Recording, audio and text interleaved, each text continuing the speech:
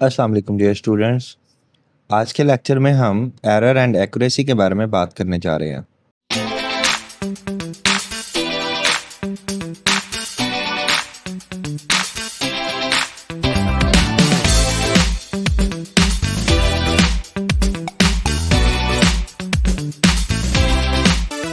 शुरू करते हैं।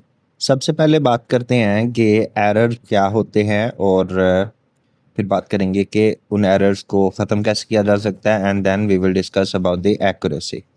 सो पहला जो एसएलओ है वो 1.6.1 है। कहते हैं identify sources of errors in the measurement. So measurements using tools and instruments are never perfect. जो पिछला एसएलओ है उसमें हमने डिफरेंट मेजरिंग टूल्स की बात की, जैसे मीटर रॉड है या वर्नियर कैलिपर है, स्क्रू गेज है, स्टॉप वॉच है। ये जो इंस्ट्रूमेंट्स हैं इनके अंदर कोई ना कोई एरर जो है वो आ जाता है ड्यू टू एनी रीज़न, या फिर जो भी इंस्ट्रूमेंट का यूज़र है उसकी वो मेजर करते हुए कोई ना कोई गलती कर जाता है। तो हमने अंडरस्टैंड करना है कि एरर्स कौन से होते हैं और उनको ओवरकम कैसे किया जा सकता है। So the best we can do is to ensure that the errors are as small as reasonably possible. हम चाहते ये हैं कि छोटे से छोटा एरर हो। एरर तो हमेशा होगा नेचुरली, जब भी हम कोई एक्सपेरिमेंट करेंगे तो उसमें डिफरेंट फैक्टर्स हैं, वेरियस फैक्टर्स हैं जो कि अफेक्ट करते ही करते हैं। तो हम बस अपनी तरफ से मेक श्योर ये करते हैं कि वो जो अफेक्शन है जिसकी वजह से एरर आ रहा है उस एरर को मिनिमाइज से मिनिमाइज तर किया जा सके। So usually there are 4 type of errors that affect the measurement. सबसे पहले हमारे पास ह्यूमन एरर होता है। ह्यूमन एरर क्या होता है? They occur due to the personal performance, the limitation of the human perception such as the inability to perfectly estimate the position of the pointer on a scale. एक human error क्या होता है कि हम इंसान हैं, हमारी बसा औकात नज़र का असर होता है, या अगर हम कोई साउंड का एक्सपेरिमेंट कर रहे हैं तो हमारे जो सुनने की सलाहियत है वो हर पर्सन टू पर्सन वेरी करती है। बाज़ को जो है वो बहुत लो साउंड सुनाई दे जाते हैं, बाज़ को ज़रा प्रॉब्लम होती है आवाज़ सुनने में। तो ह्यूमन जो एस्पेक्ट है ना, ये एक बहुत प्रोमिनेंट चीज़ है। जब भी कोई साइंटिस्ट एक्सपेरिमेंट करता है तो उसका ह्यूमन एरर पॉसिबल होता है कि उसकी अपनी गलती की वजह से कोई आ जाए, कोई उसकी अपनी ह्यूमन लिमिटेशन है। तो इसको अवॉइड किया कैसे किया जा सकता है? इसको अवॉइड किया जा सकता है by ensuring proper training techniques and procedures to handle the instruments and avoid environmental distraction। कि क्या किया जाए? प्रैक्टिस की जाए। जो भी इंस्ट्रूमेंट है या जो भी मेजरिंग डिवाइस है उसको यूज़ करने की अच्छे से प्रैक्टिस की जाए। प्रैक्टिस करेंगे तो उसको चलाने में गलती नहीं होगी, मेजरमेंट में जो है वो गलती नहीं होगी। और इसी तरह इन्वायरमेंटल डिस्ट्रैक्शंस को भी अवॉइड करें। लेट्स सपोज कि हम एक एक्सपेरिमेंट कर रहे हैं मोशन के हवाले से, and we want to see how the force of friction of surface acts on a body. तो अगर हम एक्सपेरिमेंट कर रहे हैं फ्रिक्शन को डिटेक्ट करने का, और एक्सपेरिमेंट के लिए जो हमने सेटअप लिया है वो हमने बाहर रख दिया और बाहर अच्छी खासी तेज़ हवा चल रही है, तो क्या होगा? इन्वायरमेंटल डिस्ट्रैक्शन होगी, इन्वायरमेंटल फैक्टर होगा, जो एयर की ड्रैग फोर्स होगी वो भी उस मोशन को अफेक्ट करेगी और हम प्रॉपरली जो फ्रिक्शन है उसको मेजर नहीं कर सकेंगे। ठीक है? तो इस वजह से ह्यूमन एरर जो होता है उसको कम करने की 2 चीज़ें हैं। पहली चीज़ ये है कि हम जो भी हमने इंस्ट्रूमेंट यूज़ करना है उसकी अच्छे से प्रैक्टिस करें ताकि हमें उसको परफेक्टली यूज़ करना आना चाहिए। एंड देन नंबर 2 कि जो भी हम एक्सपेरिमेंट कर रहे हैं उसको कंटेन करें, एक क्लोज सिस्टम में एक्सपेरिमेंट करें ताकि जो एक्सटर्नल इन्वायरमेंटल फैक्टर्स हैं वो कम से कम हमारे एक्सपेरिमेंटल प्रोसीजर पे इफ़ेक्ट कर सकें। दूसरा टाइप एरर का हमारे पास सिस्टमेटिक एरर होता है। They refer to an effect that influences all measurements of particular measurement equally. It produces consistent difference in reading. It occurs due to some definite rule. Systematic error क्या होता है? Systematic error एक instrument का error होता है जो कि सारी उस इंस्ट्रूमेंट से, उस पर्टिकुलर इंस्ट्रूमेंट से की जाने वाली तमाम तर रीडिंग्स को इक्वली अफेक्ट करता है। सिस्टमैटिक एरर को समझने के लिए मैं आपको बहुत सिंपल सारी एग्जांपल देता हूँ। लेट्स सपोज कि आपने किसी चीज़ की मेजरमेंट करनी है और आपने मेजरिंग टेप का यूज़ किया। अब अगर तो आपने मेजरिंग टेप का यूज़ किया तो और मेजरिंग टेप देखी हो तो आपने देखा होगा कि जो उसकी ज़ीरो रीडिंग होती है, ज़ीरो रीडिंग से पहले थोड़ी सारी ब्लैंक स्पेस होती है।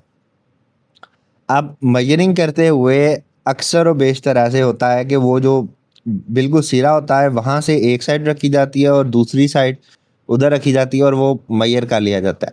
लेकिन वो जो ब्लैंक स्पेस होती है उसको भी काउंट कर लिया, उसको भी मतलब मेजरिंग करते हुए हम गलती से वो काउंट कर बैठते हैं, जबकि रीडिंग जो है वो तो आगे से शुरू हो रही होती है। वो तकरीबन 1 इंच से आगे से शुरू हो रही होती है उसकी रीडिंग। इसको कहते हैं ह्यूमन एरर, कि हम अपनी बेवकूफ़ी की वजह से जो जहाँ से रीडिंग शुरू हो रही है उस उधर से रीडिंग नहीं कर रहे बल्कि आगे से कर रहे हैं। तो ये ह्यूमन एरर है। और सिस्टमैटिक एरर कैसे हुआ? सिस्टमैटिक एरर इस तरह हुआ कि लेट्स सपोज कि वो जो मेजरिंग टेप है उसके ऊपर वो जो निशान लगे हुए हैं मेजरिंग के, वो निशान थोड़े से आगे पीछे हैं। मतलब ये कि उनके जो गैप है वो माइन्यूट माइन्यूट माइन्यूट मिलीमीटर्स में डिफरेंट है, ठीक है, नैनोमीटर्स में कह लेंगे डिफरेंस है। लेकिन जब तो वो छोटी लेंथ की तो वो तो इतना फ़र्क नहीं पड़ेगा। लेकिन अगर हमने बड़ी सारी मेजरमेंट की तो वो अच्छा खासा जो उसकी लेंथ में डिफरेंस है वो चंद 1 2 4 सेंटीमीटर का डिफरेंस जो है वो उसमें आया होगा एक्चुअल लेंथ की मेजरमेंट से और जो आपने मेजर किया होगा। तो सिस्टमैटिक एरर समझ ये आया कि सिस्टमैटिक एरर जो हमारा मेजरिंग इंस्ट्रूमेंट है, जो पुर्जा है, उसके अंदर डिफेक्ट को कहते हैं। वर्नियर कैलिपर और स्क्रू गेज का लीस्ट काउंट हम इसीलिए यूज़ करते हैं। और जब भी हम कोई वर्नियर कैलिपर या स्क्रू गेज यूज़ करते हैं तो सबसे पहले हम उसका चेक कर लेते हैं क्या उसके अंदर कोई ज़ीरो एरर तो नहीं है। ज़ीरो एरर मतलब ये, जिस तरह लास्ट एसएलओ में बात की कि उसको बिल्कुल पीछे किया जाए, ज़ीरो पे रीडिंग लाई जाए, तो क्या जो रीडिंग्स हैं मेन स्केल की और वर्नियर स्केल की वो आपस में एग्जैक्टली मैच कर रही हैं या नहीं कर रही, आगे हैं या पीछे हैं। तो इन शॉर्ट सिस्टमैटिक एरर ऐसा एरर हुआ जहां पर इंस्ट्रूमेंट में कोई ना कोई फॉल्ट होता है और जितना फॉल्ट होता है मेजरमेंट में फिर उसको ऐड कर लिया जाता है। लेट्स सपोज कि मैंने एक लेंथ मेजर की और वो लेंथ मेरे पास आई 44 मिलीमीटर। अब मुझे पता है कि इसका जो मेरा एक्यूरेट मेरा जो एरर है इसमें मेरे मेजरिंग टेप में वो 1 मिलीमीटर का है। तो मैं क्या करूँगा कि मेरी जो 44 मिलीमीटर की रीडिंग आई है मैं उसमें 1 ऐड कर दूंगा। तो मेरा जो मेरी रीडिंग होगी, एक्चुअल रीडिंग होगी, वो मेरी 45 मिलीमीटर की रीडिंग होगी। मूविंग ऑन, हमारे पास तीसरी टाइप ऑफ एरर होती है random error. It is said to occur when repeated measurements of a quantity give different values under the same conditions. अब रैंडम एरर क्या होता है? जिस तरह एक रैंडम मोशन होता है, जैसे किसी इंसेक्ट का, मक्खी का, मच्छर का मोशन होता है कि कभी वो कहीं, कभी वो कहीं, कभी वो कहीं, को ना वो स्ट्रेट पाथ में मूव करता है ना वो किसी कर्व्ड पाथ में मूव करता है, बल्कि मच्छर ऐसे ऐसे बस उड़ता रहता है, रैंडम मोशन करता है। रैंडम एरर भी बिल्कुल इसी तरह हम समझ सकते हैं कि अगर आप एक एक्सपेरिमेंट कर रहे हैं, पहली दफ़ा आपने रीडिंग ली, आपकी लेंथ आ गई 44 मिलीमीटर। दूसरी दफ़ा आपने रीडिंग ली, आपकी रीडिंग आ गई 42 मिलीमीटर। तीसरी दफ़ा आपने रीडिंग ली, उसकी रीडिंग आपकी आ गई 50 मिलीमीटर। अब आप सर पकड़ के बैठ गए हैं कि ये क्या हो रहा है, हालांकि ना तो इंस्ट्रूमेंट को में कोई प्रॉब्लम है, ना मैं कोई गलती कर रहा हूँ। क्या वजह है कि बार बार कोई ना कोई एरर जो है वो आई जा रहा है, रीडिंग जो है वो बिल्कुल एक्यूरेट नहीं आ रही है, एक जैसी रीडिंग आ नहीं रही है। क्या प्रॉब्लम? ऐसे एरर को कहते हैं रैंडम एरर, जिसमें एक्सटर्नल फैक्टर्स होते हैं या कोई ना कोई चेंज आता है ड्यूरिंग एक्सपेरिमेंट, कोई ना कोई चेंज हो जाती है, कोई चीज़ चेंज हो जाती है, जिसकी वजह से जो हमारा एक्सपेरिमेंटल रिजल्ट होता है उसके आंसर में डिफरेंस आ जाता है। वो डिफरेंस क्यों आ जाता है? Changes in temperature, pressure, humidity, voltage etcetera. ठीक है, कि सडन चेंज इन टेम्परेचर आ गया है, कि मतलब लेट्स सपोज आप एक एक्सपेरिमेंट कर रहे हैं लैब में और एसी बंद किया है, लैब टेक्नीशियन आता है और वो एसी ऑन कर देता है और आपका एक्सपेरिमेंट चल रहा है, आप रीडिंग करते हैं, आपकी जो वैल्यूज हैं वो डिफरेंट आ जाती हैं, तो ये रैंडम एरर होगा, इसको हम कहेंगे रैंडम एरर। तो रैंडम एरर को ख़त्म कैसे किया जा सकता है, या ख़त्म तो नहीं, मतलब मिनिमाइज कैसे किया जा सकता है? मिनिमाइज इस तरह किया जाएगा कि हम एक्सपेरिमेंट को रिपीट करेंगे। ठीक है, रिपीट करेंगे और मल्टीपल आंसर्स हम फाइंड करेंगे। मल्टीपल आंसर्स को फाइंड करने के बाद लेट सपोज कि हमने अगर 10 टाइम्स रीडिंग की है, तो हम उन 10 की 10 रीडिंग्स के आंसर्स को प्लस करेंगे और 10 पे डिवाइड कर देंगे, तो जो हमारे पास एक एवरेज आंसर आएगा, मीन आंसर आएगा, वो हम ले लेंगे, कंसीडर कर लेंगे कि दिस इज नियर एक्यूरेट, या ये हमारा जो है वो करीब करीब जवाब होगा। तो दैट्स द रैंडम एरर। आखिरी टाइप ऑफ एरर होता है parallax error. Parallax error is due to incorrect position of eyes when taking measurement. होता क्या है कि हम जब रीडिंग करते हैं, तो रीडिंग हम ऊपर से या नीचे से देखें अगर, तो हमारा जो रीडिंग है वो डिफरेंट आएगी। इसको कहते हैं पैरालैक्स एरर। तो जब भी रीडिंग लेनी है, आपने याद रखना है कि हमेशा 90 डिग्री के एंगल पर, यानी कि जहाँ पे आपका स्केल है या जो भी मेजरिंग है आपकी, आप उसको बिल्कुल सीधा देखें, हेड ऑन उसको सामने से देखें, 90 डिग्री के एंगल पे, यानी कि उसको देखें। उसको कभी भी ऊपर से या नीचे से या दाएं से बाएं से साइड से नहीं देखना। ये हमारे 4 इंतहाई सिंपल टाइप्स ऑफ एरर्स हैं। हमने पहले सबसे ह्यूमन एरर की बात की कि वो इंसान के लैक ऑफ एक्सपीरियंस की वजह से होता है। उसको ख़त्म कैसे किया जा सकता है? प्रैक्टिस करके। फिर हमने सिस्टमैटिक एरर की बात की। ये क्या एरर होता है? इंस्ट्रूमेंट में फॉल्ट होता है, इंस्ट्रूमेंट की रीडिंग जो है वो गलत होती है, इंस्ट्रूमेंट की कैलिब्रेशन गलत होती है, उसकी वजह से आता है। फिर रैंडम एरर है कि इन्वायरमेंटल चेंज की वजह से, सडन चेंज की वजह से एरर आता है। इसको ख़त्म करने के लिए हम एवरेज वैल्यूज़ ले लेते हैं। और पैरेलक्स एरर होता है कि हम जब रीडिंग कर रहे हैं, तो देख जो है वो गलत तरीके से रहे हैं, ऊपर से या नीचे से या किसी एंगल से देख रहे हैं, सीधा नहीं देख रहे।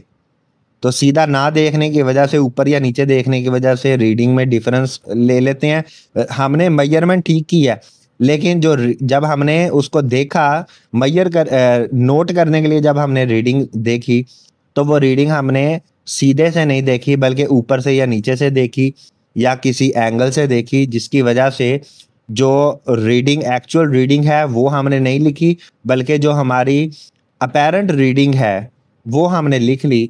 इस टाइप को एरर को कहते हैं पैरेलैक्स एरर। 1.6.2 एसएलओ में कहते हैं differentiate between precision and accuracy. This is very very important topic. सबसे पहले अगर हम डेफिनेशन की बात करें, तो accuracy is how close a measurement is to the true और एक्चुअल वैल्यू। लेट्स सपोज कि आपकी जो डिज़ायर वैल्यू है, कोई आप एक्सपेरिमेंट कर रहे हैं, कोई आप मेजरमेंट कर रहे हैं, लेंथ की मेजरमेंट की ही एग्जांपल लेके मैं कंटिन्यू करता हूँ। तो आपका जो आपके टीचर ने आपको कहा है कि आप ये एक्सपेरिमेंट करें, आपका जो मेजरमेंट है, जो आपका रिजल्ट है, वो आपका 100 मीटर आना चाहिए। अब आप एक्सपेरिमेंट करते हैं, तो आपकी रीडिंग आती है 99 मीटर। तो आपके टीचर ये बात कहेंगे कि आप एग्जैक्ट आंसर के करीब करीब हैं। इसको हम कहेंगे एक्यूरेसी। ठीक है। और अगर आप दूसरा एक्सपेरिमेंट करते हैं तो भी आप 99 वैल्यू निकालते हैं, तीसरा एक्सपेरिमेंट करते हैं तब भी आपका 98 वैल्यू आ जाती है, चौथे करते हैं उस पर फिर 99 आ जाती है, पांचवी मेजरमेंट करते हैं तो उस पर 101 मीटर आ जाती है, छठा एक्सपेरिमेंट पे आपके पास 99 फिर आ जाती है। तो डिफरेंट टाइप तरह से आप एक्सपेरिमेंट कर रहे हैं, डिफरेंट मतलब आप रिपीटेडली एक्सपेरिमेंट कर रहे हैं और आपका बार बार जो आंसर है वो उसी एग्जैक्ट जो आंसर है 100 मीटर उसके करीब करीब आई जा रहा है, आई जा रहा है, आई जा रहा है। तो इस चीज को हम कहते हैं प्रिसीजन। और अगर आपकी वैल्यू एग्जैक्ट आंसर के करीब करीब है तो उसको बोलेंगे एक्यूरेसी। तो लेट्स सपोज कि आपकी है जो मेजरमेंट है, जो आपका एग्जैक्ट आंसर आपको टीचर ने बताया वो 100 मीटर है। अब आप एक्सपेरिमेंट कर रहे हैं और आप 85, 84, 85, 84, 85, 84 बार बार आप यही आंसर निकाली जा रहे हैं। तो ये प्रिसाइज आंसर तो है। प्रिसाइज आंसर कैसे है कि आप बार बार 84, 85 ही निकाल रहे हैं। तो ये आपकी प्रिसीजन तो होगी लेकिन ये आपकी एक्यूरेसी नहीं होगी। एक्यूरेसी तब होगी कि जब आप अपनी एग्जैक्ट डिजायर्ड वैल्यू के करीब करीब हों और बार बार रिपीटेड एक्सपेरिमेंट करी जा रहे हैं और उसी के करीब करीब आंसर आई जा रहा है। तो इसको हम कहेंगे प्रिसाइज एंड एक्यूरेट रीडिंग। इसको समझने के लिए बुक के ऊपर एक बहुत अच्छी एग्जांपल डायग्राम बनी हुई है। इस डायग्राम में देखें 3 मार्किंग्स हुई हैं और तीनों जो हैं वो एक दूसरे के करीब करीब हुई हैं। तो मैं बोलूंगा कि ये प्रिसाइज है। यहाँ पर हमारा डिजायर्ड रिजल्ट से दूर है बेशक हम, लेकिन चूंकि हम दूर भी हैं लेकिन हमारा जो आंसर है वो बार बार उधर ही आ रहा है, तो हम बोलेंगे कि ये प्रिसाइज हम रीडिंग कर जा रहे हैं। दूसरी पिक्चर में एक्यूरेसी को देखें। अब एक्यूरेसी क्या है कि ये हमारा डिजायर्ड रिजल्ट है, first, second, third, 3 different experiment किए, तीनों तौर पे हमारा जो रिजल्ट है वो डिफरेंट डिफरेंट आया, लेकिन जो हमारा रिजल्ट है वो रिपीट नहीं हो रहा लेकिन अपने आंसर के पास पास तो है। तो ऐसी रीडिंग को हम कहेंगे एक्यूरेट रीडिंग, लेकिन ये प्रिसाइज नहीं है क्योंकि रिपीट नहीं हो रहा।